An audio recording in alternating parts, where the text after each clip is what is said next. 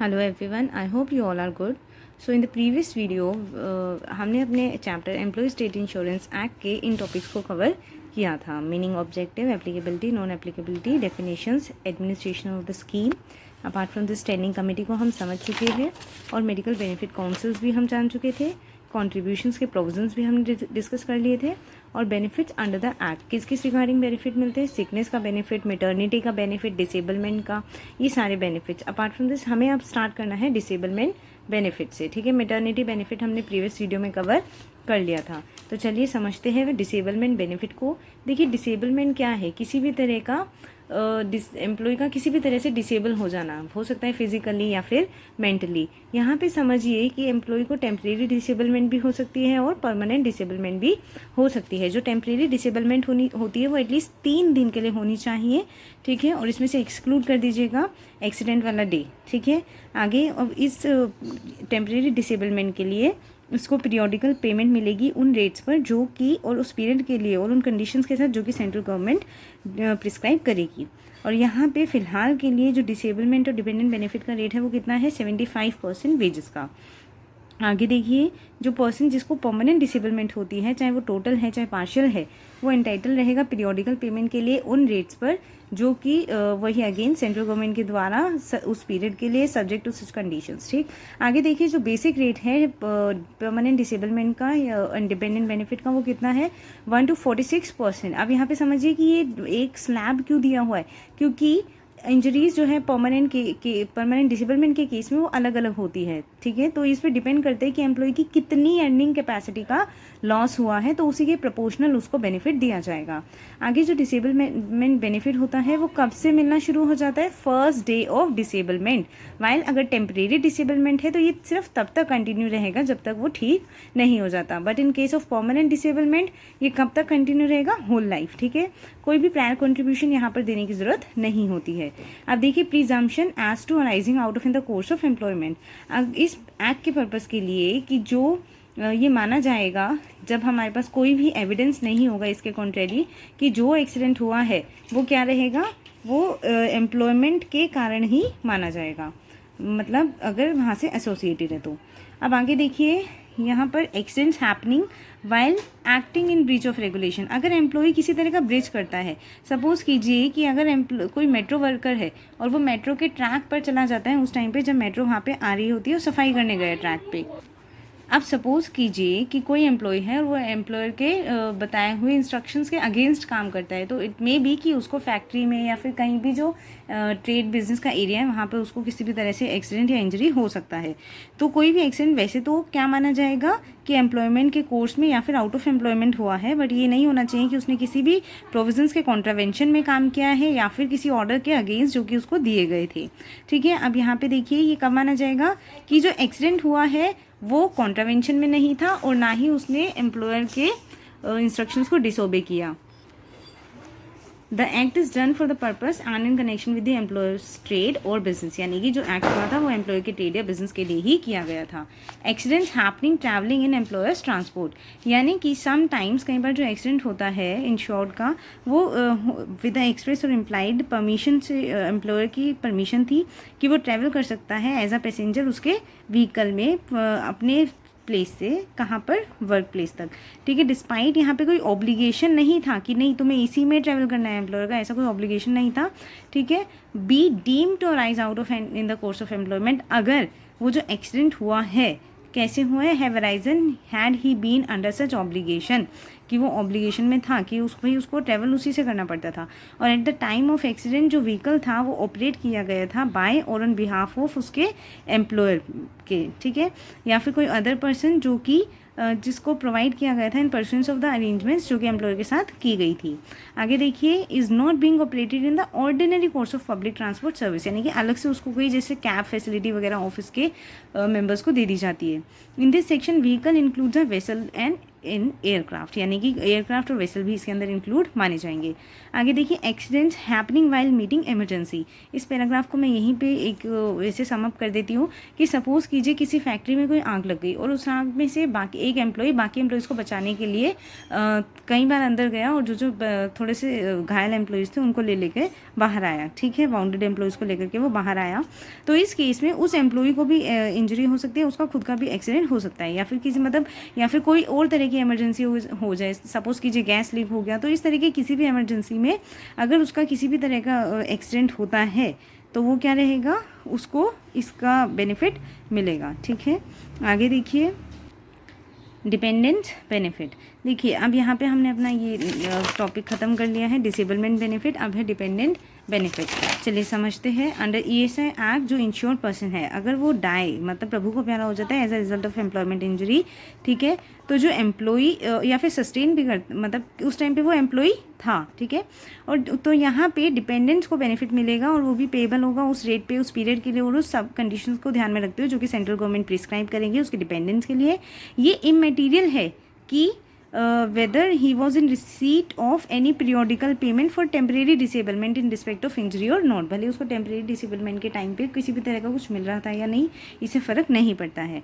अब आगे देखिए डिपेंडेंट्स कौन कौन हो सकते हैं, विडोड मदर, कोई भी लेजिटिमेट यानी कि लीगल या फिर अडॉप्टेड सन जिसकी अंटिल जब तक उसने वो 18 साल का नहीं हुआ, कोई भी माइनर डॉटर डिसीज्ड एम्प्लॉई थी, ठीक है, या फिर अब आगे देखिए there are no contributory conditions for qualifying to this benefit, यानी कि कॉन्ट्रीब्यूशन से जुड़ी कोई कंडीशंस नहीं होगी यहाँ पे। 10 अगर कोई पर्सन एम्प्लॉयमेंट इंजरी के केस से मरता है तो जिस दिन वो मरा है या फिर जिस दिन एम्प्लॉयमेंट इंजरी हुई है, ठीक है, सपोज करो इंजरी हुई 3-4 दिन बाद वो डेड हो गया, तो जिस दिन इंजरी हुई थी उसी दिन से उसके जो डिपेंडेंट्स है वो एंटाइटल हो जाएंगे बेनिफिट के लिए।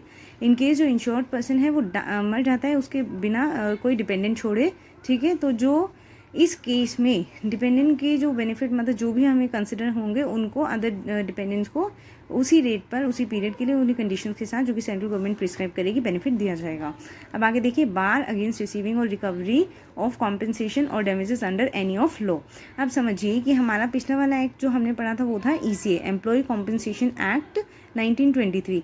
वहाँ पे भी हमने डिपेंडेंट और डिसेबलमेंट बेनिफिट को पढ़ा था और हमने ये भी पढ़ा था कि जहाँ पर किसी एम्प्लॉय को अगर यहाँ से बेनिफिट मिल रहा है या फिर उसके डिपेंडेंट्स को यहाँ से बेनिफिट मिल रहा है तो उनको ESI के अंडर बेनिफिट नहीं मिलेगा। यानी कि सिंपल सी बात है कोई भी एम्प्लॉई XYZ वो एक ही जगह से बेनिफिट ले सकता है, या तो ESI से या फिर ECA से, ठीक है। आई होप ये बात आपको क्लियर हो गई होगी। चलिए नेक्स्ट हमारा स्टार्ट करते हैं बेनिफिट। अब कौन सा बेनिफिट है, मेडिकल बेनिफिट। तो चलिए मेडिकल बेनिफिट को समझते हैं। ये जो स्कीम है ये full range of medical care provide करती है इंश्योर्ड पर्सन को और उसकी फैमिली को। कैसे, ESI डिस्पेंसरीज के या फिर पैनल क्लिनिक्स के नेटवर्क के द्वारा। उसके बहुत से डायग्नोस्टिक सेंटर भी है, ESI के हॉस्पिटल्स भी होते हैं, सुपर स्पेशलिटी फैसिलिटीज़ भी प्रोवाइड की जाती है बेनिफिशियरीज को through recognise advance medical institutions in panel for the purpose on referral basis. अब यहाँ पे मैं आपको ये क्लियर करती हूँ। सपोज कीजिए मैक्स एक अच्छा खासा सुपर स्पेशलिटी हॉस्पिटल है। अब यहाँ पर ESI के अंदर ये रेफर्ड था कि ESI ने इसके साथ टाइप कर रखा है कि हम कुछ अगर हमारे किसी इंश्योर्ड पर्सन को किसी ऐसे ट्रीटमेंट के लिए भेजा जा सकता है यहाँ से मैक्स में जो कि स्पेशल ट्रीटमेंट है और मैक्स में ही मिलेगा, तो यानी कि ये रेफ़र कर सकते हैं, ठीक है। आगे देखिए जितने भी इंश्योर्ड पर्सन है और जो मेंबर्स हैं उनको ये फ्री में ट्रीटमेंट मिलेगा। फुल और कॉम्प्रिहेंसिव मेडिकल केयर स्कीम के अंदर जो पैकेज है वो सारे एस्पेक्ट कवर करता है हेल्थ केयर के, हेल्थ मतलब बेसिक प्राइमरी हेल्थ केयर से लेकर के सुपर स्पेशलिटी फैसिलिटीज़ तक, ठीक है। जो इंश्योर्ड पर्सन है और जो उसकी फैमिली मेम्बर्स हैं वो एंटाइटल है और अवेल है ट्रीटमेंट के लिए इन सो एंड सो प्लेसेस पर। अब आगे देखिए कौन कौन से ट्रीटमेंट, आउट पेशेंट ट्रीटमेंट मतलब जो बेसिक ट्रीटमेंट्स होते हैं जैसे किसी भी तरह का फीवर, स्किन या फिर फिजिशियन वाला, ठीक है। डोमिसिलरी ट्रीटमेंट जहाँ पर एम्प्लॉई मतलब एम्प्लॉई या फिर उसके फैमिली मेम्बर इतना बीमार है कि उनका रिमूवल नहीं हो सकता हॉस्पिटल तक, तब उस केस में घर पे ही ट्रीटमेंट देना। सुपर स्पेशलिटी ट्रीटमेंट जैसे कि हार्ट सर्जरी वगैरह के स्पेशलिस्ट का कोई कंसल्टेशन चाहिए हो या डायग्नोस्टिक फैसिलिटीज़ प्रोवाइड कराना। इन पेशेंट ट्रीटमेंट प्रोवाइड कराना।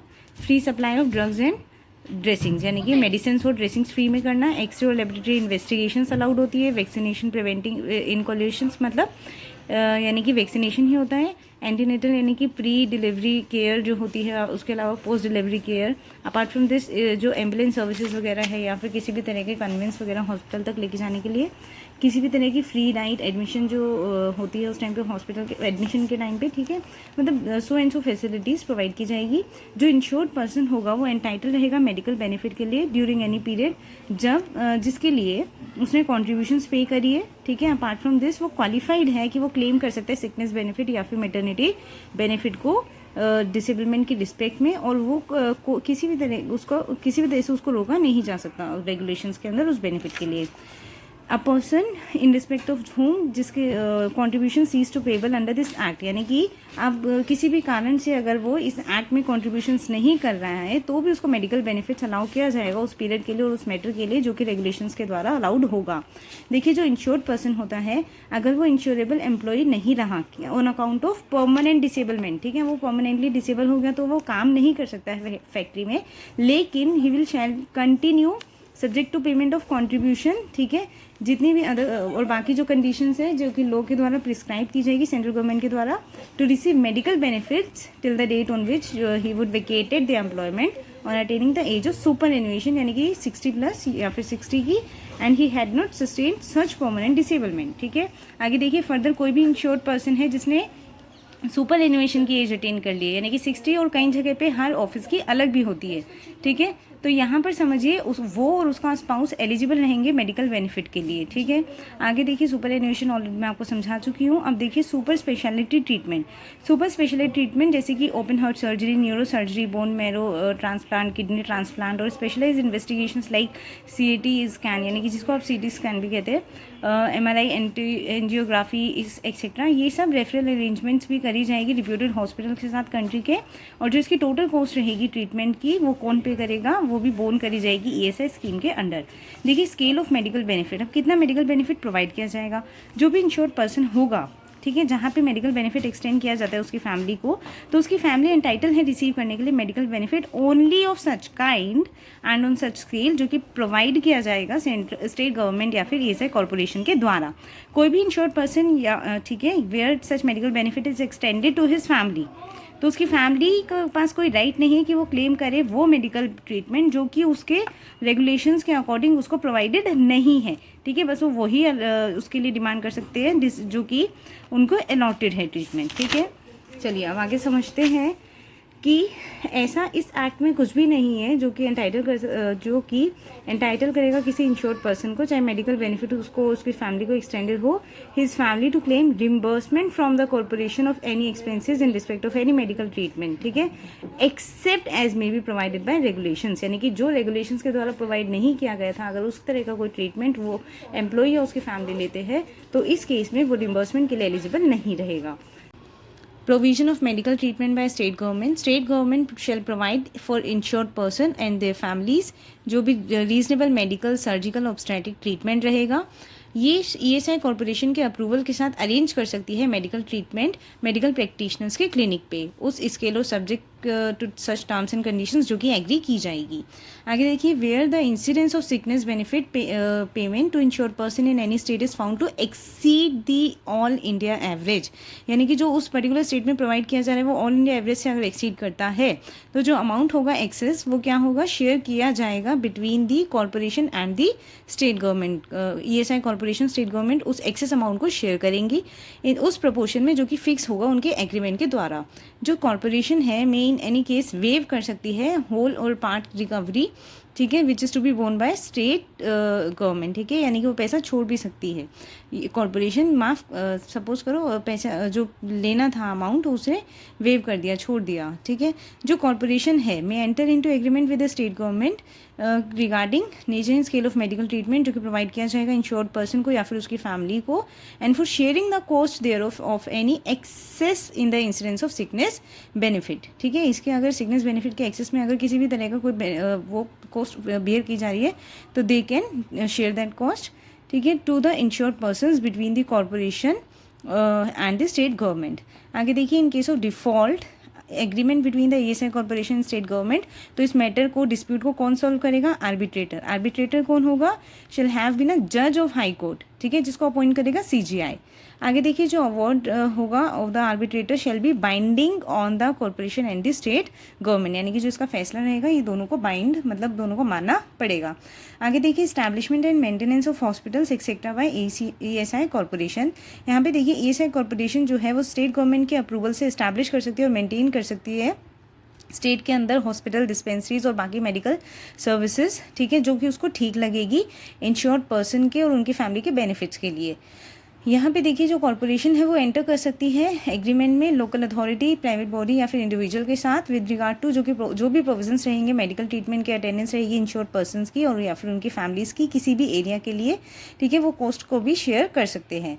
आगे देखिए, provision of medical benefit by the ESI corporation in lieu of state government, यानी कि सेक्शन 59A हमें सेक्शन 59A एक प्रोविज़न रखता है मेडिकल बेनिफिट का इंश्योर्ड पर्सन के लिए और उनकी फैमिलीज़ के लिए कि जो ESI कॉर्पोरेशन है, क्या in consultation with the state government क्या होगा, जो कॉस्ट है मेडिकल बेनिफिट का is to be shared by the state government in agreed proportion. Okay, इसको हम ऑलरेडी वैसे भी डिस्कस कर चुके हैं अभी ऊपर के पॉइंट्स में। चलिए अब समझते हैं फ्यूनरल एक्सपेंसेस। यहाँ पे क्या होता है, जो कि एल्डेस्ट सर्वाइविंग मेंबर होता है किसी भी इंजर्ड पर्सन का, जो कि प्रभु को प्यारा हो गया, ठीक है, तो उसका जो एक्सपेंडिचर रहेगा फ्यूनरल का, ठीक है, उसके दाह संस्कार से जुड़े हुए जो भी खर्चा होगा वो क्या रहेगा, यहाँ पे ESI के द्वारा पे किया जाएगा। किसको? एल्डेस्ट सर्वाइविंग मेंबर को, ठीक है।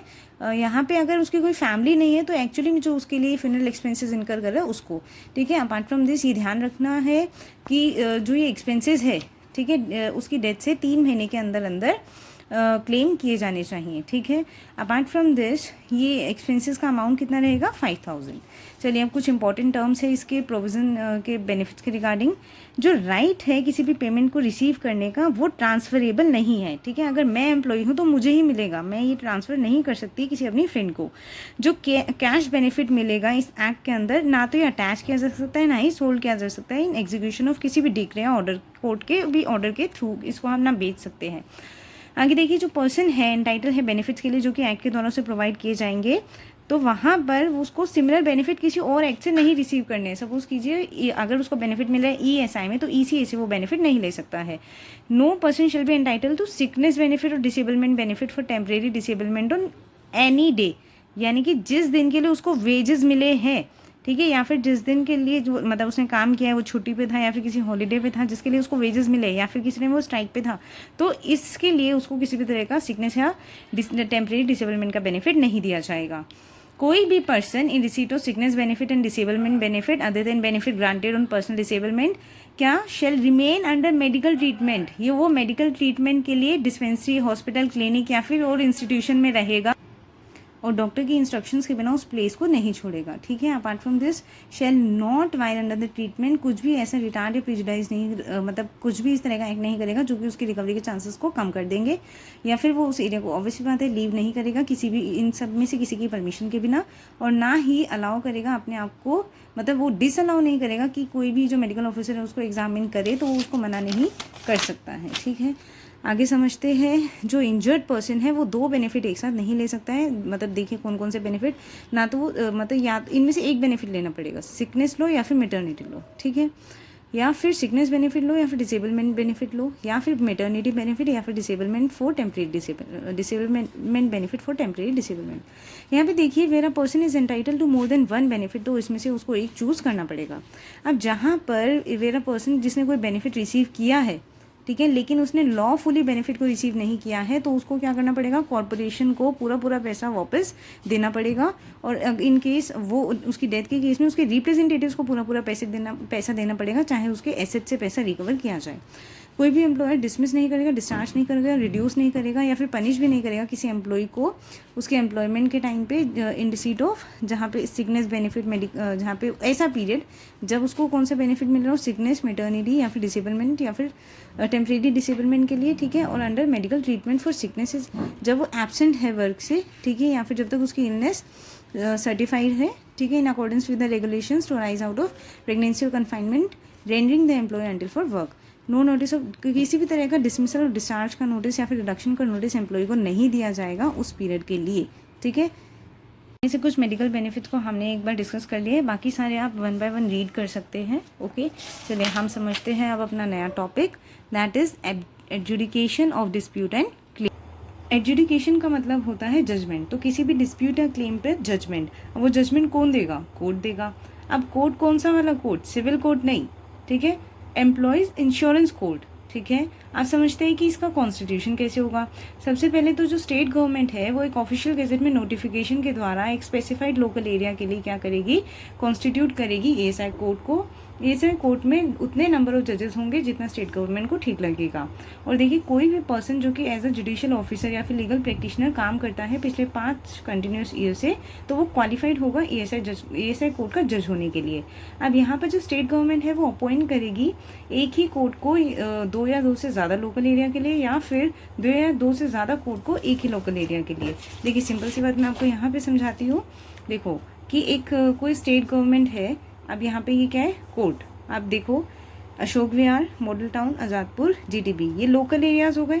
तो यहाँ पे 2 उससे ज़्यादा लोकल एरियाज के लिए एक ही कोर्ट हो सकता है। Now coming to the next example, ये है गुरुग्राम, ठीक है। अब गुरुग्राम के लिए गवर्नमेंट ने क्या करा? एक कोर्ट ये रहा और एक कोर्ट ये रहा, ठीक है। अब यहाँ पे दूसरी बात का ध्यान रखिएगा, इसकी जो पार्ट्स होगी इन दोनों कोर्ट्स की और जो बिजनेस होगा वो कौन? ये स्टेट गवर्नमेंट ही डिसाइड करेगी, ठीक है। आई होप कि आपको ये वाला क्लॉज समझ में आ गया होगा। आगे देखिए कि जो मैटर्स है, कौन कौन से मैटर्स है जो ईएसआई के द्वारा डिसाइड किए जाएंगे। सबसे पहला तो कि कोई पर्सन एम्प्लॉय है भी या नहीं इस एक्ट के अकॉर्डिंग, और वो लायबल भी है या नहीं कंट्रीब्यूशन पे करने के लिए। बी पॉइंट कहता है कि वेजेस का रेट क्या होगा, apart from this daily wages का रेट क्या होगा किसी भी एम्प्लॉय के एक्ट के पर्पस के हिसाब से। आगे देखिए, जो रेट है कंट्रीब्यूशन का जो payable by principal employer in respect of any employ, ठीक, जो पर्सन है who is or was principal employer in respect of any employ, मतलब कौन है और कौन था, ये डिसाइड करने का काम कोर्ट का है। आगे देखिए, कोई भी राइट है किसी पर्सन का किसी भी बेनिफिट को लेकर के, तो उसका अमाउंट क्या होना चाहिए और उसकी क्या ड्यूरेशन, यानी कि कब तक उसे वो दिया जाएगा। आगे देखिए, कोई भी मैटर जो डिस्प्यूट का है प्रिंसिपल एम्प्लॉयर या फिर कॉर्पोरेशन के बीच में, प्रिंसिपल एम्प्लॉयर या इमीडिएट एम्प्लॉयर के बीच में, या फिर किसी पर्सन और कॉर्पोरेशन के बीच में, ठीक है, या फिर एम्प्लॉय और प्रिंसिपल या फिर इमीडिएट एम्प्लॉयर के बीच में, इन रिस्पेक्ट ऑफ एनी कॉन्ट्रीब्यूशन और बेनिफिट, किसी भी कॉन्ट्रीब्यूशन या बेनिफिट को लेकर के जितने भी ड्यूज पेबल है, ये सब कौन देखेगा? ESI court. आगे देखिए, ये भी नोट किया जाना चाहिए कि कोई भी डिस्प्यूट जो कि प्रिंसिपल एम्प्लॉयर और ईएसआई कॉर्पोरेशन के बीच में है, वो तब तक रेज नहीं किया जा सकता जब तक एम्प्लॉयर जो है ईएसआई कोर्ट को डिपॉजिट ना कर दे विद 50% ऑफ द अमाउंट जो कि ड्यू है उसके द्वारा, ठीक है, ईएसआई कॉर्पोरेशन में। देखिए, यहाँ पे समझिए कि ये एम्प्लॉयर है किसी कंपनी का। अब यहाँ पे इसने क्या, अब इसको अगर केस करना है ईएसआई वहाँ पर ईएसआई कोर्ट के अंदर, तो ये रहा हमारा ईएसआई कोर्ट, ठीक है। अब यहाँ पे इसको यहाँ केस करना है, ठीक है, इसके अगेंस्ट ईएसआई कॉर्पोरेशन के अगेंस्ट, तो पहले इसको ईएसआई कॉर्पोरेशन को क्लेम्ड अमाउंट का 50% देना पड़ेगा, उसी के बाद वो एलिजिबल होगा अपना केस करने के लिए, ठीक है। चलिए आगे समझते हैं। और जो कौन से क्लेम्स जो है, अच्छा एक चीज़ यहाँ पे रह गई है कि जो कोर्ट है वो क्या कर सकता है किसी भी कारण से, लेकिन राइटिंग में होना चाहिए, वेव कर सकता है या फिर रिड्यूस कर सकता है वो 50% वाले अमाउंट को जो कि उसको डिपॉजिट एम्प्लॉयर को डिपॉजिट करना था। अब ये देखिए कि कौन से क्लेम्स जो है वो डिसाइड किए जाएंगे ईएसआई कोर्ट के द्वारा। Claim for recovery of contribution from the principal employer, claim by principal employer to recover contributions from immediate employer, या फिर claim against a principal employer under section 68। और आगे देखिए कि क्लेम जो कि अंडर सेक्शन 70 है, यानी कि अगर मतलब कि लॉफुली नहीं लिया गया है, एंटाइटल नहीं था बेनिफिट के लिए, तो यानी कि गलत तरीके से अगर बेनिफिट लिया गया है तो उसको वापस रिकवर कर लिया जाएगा। और किसी भी तरह के क्लेम की रिकवरी किसी भी बेनिफिट को लेकर के जो कि एक्ट के अंदर एडमिसिबल है। अब ये देखिएगा कि कोई भी सिविल कोर्ट जो है उसको ये राइट नहीं है कि वो उन मैटर्स के साथ डील करे जो ईएसआई कोर्ट से रिलेटेड है, ठीक है। ईएसआई कोर्ट के मैटर ईएसआई ही ईएसआई कोर्ट ही डील करेगा, वहाँ पर सिविल कोर्ट के पास ये पार्ट्स नहीं है। आगे समझते हैं इंस्टीट्यूशन ऑफ प्रोसीडिंग्स। देखिए जितनी भी प्रोसीडिंग्स होगी ईएसआई कोड की वो कहाँ पर होंगी, जहाँ पर इंश्योर्ड पर्सन, उस लोकल एरिया में जहाँ पर इंश्योर्ड पर्सन काम करता था जब डिस्प्यूट अराइज हुआ। ठीक है, आगे देखिए कमेंसमेंट ऑफ प्रोसीडिंग्स की बात करें। जो प्रोसीडिंग्स है किसी भी ईएसआई कोड की वो कब से कमेंस होगी, जब से उसको एप्लीकेशन मिलेगी। और जो एप्लीकेशन है वो कब करी जाएगी, with in a period of 3 years, उस डेट से जिस डेट पे एक्शन अरोज हुआ है। अब देखिए पार्ट्स क्या है एम्प्लॉय इंश्योरेंस कोड की। देखो 4 पार्ट्स है। सबसे पहले हम डिस्कस कर लेते हैं कि इसके पास सिविल कोड की सारी पार्ट्स है। ठीक है, जितनी भी पार्ट सिविल कोड की होती है, जैसे कि समनिंग के, इन्फोर्सिंग के, विटनेस के अटेंडेंस को कंपेल करना, डिस्कवरी करना, डॉक्यूमेंट्स की प्रोडक्शन। ठीक है, आगे देखिए जो ईएसआई कोड है वो फॉलो करेगा प्रोसीजर जो कि स्टेट गवर्नमेंट के द्वारा रूल्स बनाए गए होंगे। जितनी भी कॉस्ट होगी किसी भी प्रोसीडिंग को आगे बढ़ाने के लिए, तो वो स्टेट गवर्नमेंट के रूल्स को ध्यान में रखते हुए किसके डिस्क्रिप्शन पे की जाएगी, कोर्ट के डिस्क्रिप्शन पे की जाएगी। कोई भी ऑर्डर ईएसआई का एनफोर्सेबल होगा, जैसे कि कोई भी ऑफिशियल ऑर्डर सिविल कोर्ट का होता है, ऐसे ही उसका भी ईएसआई कोर्ट का भी एनफोर्सेबल होगा। आगे देखिए रेफरेंस टू हाई कोर्ट। यहाँ पर ये कहता है कि जो एम्प्लॉय इंश्योरेंस कोड है वो सबमिट कर सकता है क्वेश्चन ऑफ लॉ, जहाँ पर उसको मतलब उसको खुद को ही क्वेश्चन मार्क लगे कि इस सिचुएशन में क्या करना है, तो वहाँ पे हाई कोर्ट का डिसीजन देखा जा सकता है। और अगर वो ऐसा करता है तो shall decide the question pending before it in accordance with such decision. तो जो क्वेश्चन पेंडिंग था उसको उस डिसीजन के अकॉर्डिंग ही प्रोसीड करेगा। आगे देखिए अपील। कोई भी अपील हाई कोर्ट को की जा सकती है from an order of ESI court if it involves a question of law, यानी कि अगर कोई क्वेश्चन ऑफ लॉ इन्वॉल्व है तो ईएसआई कोर्ट के द्वारा कोई भी अपील वहां पर की जा सकती है। लेकिन जो पीरियड रहेगा लिमिटेशन का अपील के लिए वो रहेगा 60 days। ओके, सो इसी के साथ साथ हमारा चैप्टर यहाँ पे खत्म होता है।